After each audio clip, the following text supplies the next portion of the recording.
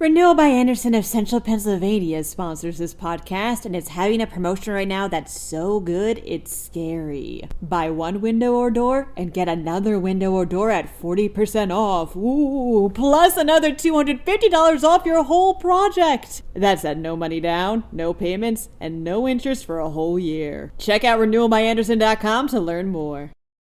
Hello today in PA listeners. Join me for a special episode today at 7 a.m. as part of PennLive's Paranormal PA series, where I'll be telling some of the spookier stories coming out of the Keystone State. Today's episode covers the story of a family supposedly besieged by demonic entities, Pennsylvania's own Amityville Horror. That's today at 7 a.m. Hope you tune in. A man who accused a weed killer of causing his cancer was just awarded millions of dollars. Meanwhile, American Water rebooted the systems it had turned off following that cyber attack. If you missed the Northern Lights, don't worry about it. Also, this ended up being a happy tale. I'm Claudia Dimuro, and you're listening to Today in PA.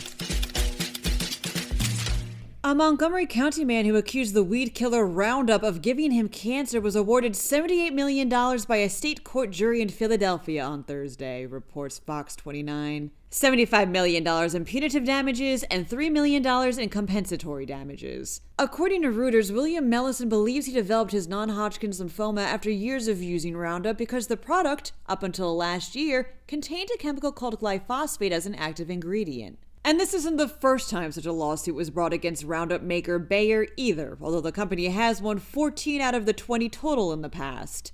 Bayer maintains that glyphosate doesn't cause cancer and that these lawsuits are meritless. The company also stated its intent to seek the U.S. Supreme Court to resolve the conflict, as a victory there could end the Roundup lawsuits once and for all. However, according to Mellison's lawyers Tom Klein and Jason Itkind, the company, quote, still has not gotten the message that it needs to change its ways.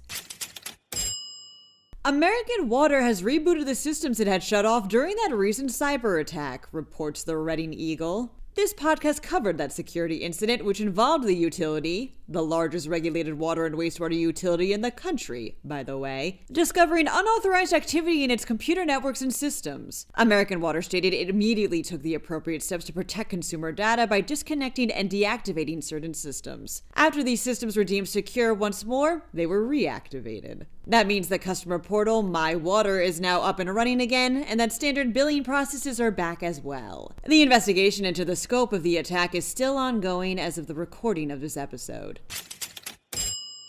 If you missed seeing the Northern Lights the other night, don't worry about it, states PennLive. The sun is just hitting the peak of its 11-year solar cycle, meaning more geomagnetic storms, meaning people in Pennsylvania and other places will have more shots at spotting the Northern Lights well into 2025. As for when they'll occur, well, that's a bit unpredictable since the lights can be kind of finicky. But there are a bunch of websites online that track geomagnetic storms, so if you look at those every now and then, you'll have a good idea as to when the Northern Lights might happen.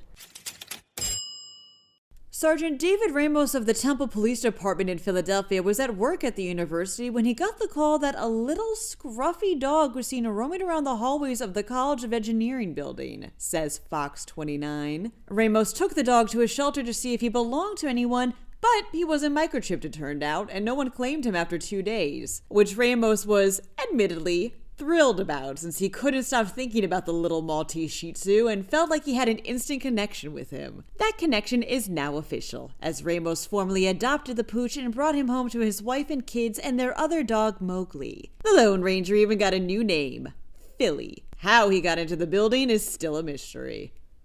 That wraps up today's episode. For more news, visit PennLive.com. Also, please don't forget to rate this podcast and to share it around with people you think would find it useful too.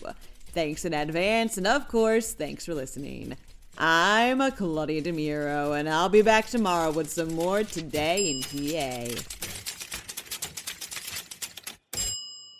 Renewal by Andersen of Central Pennsylvania sponsors this podcast, and it's having a promotion right now that's so good, it's scary. Buy one window or door and get another window or door at 40% off. Ooh, plus another $250 off your whole project. That's at no money down, no payments, and no interest for a whole year. Check out renewalbyandersen.com to learn more.